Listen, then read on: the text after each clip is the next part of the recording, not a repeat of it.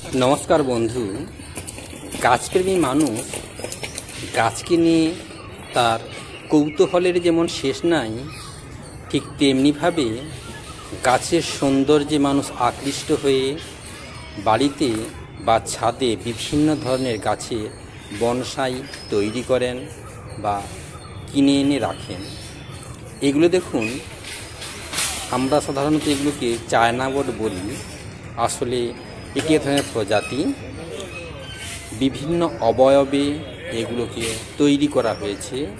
অর্থাৎ যিনি শিল্পী তার নিজস্ব চিন্তাভাবনা চেতনায় এই গাছগুলোর অবয়ব এভাবেই গড়ে উঠেছে বা গঠিত হয়েছে।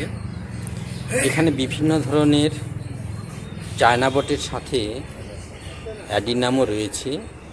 গোড়াগুলো দেখুন কত সুন্দর। বিনোদনের সঙ্গে সঙ্গে শিল্পীর নিজস্বতার পরিচয় বহন করে।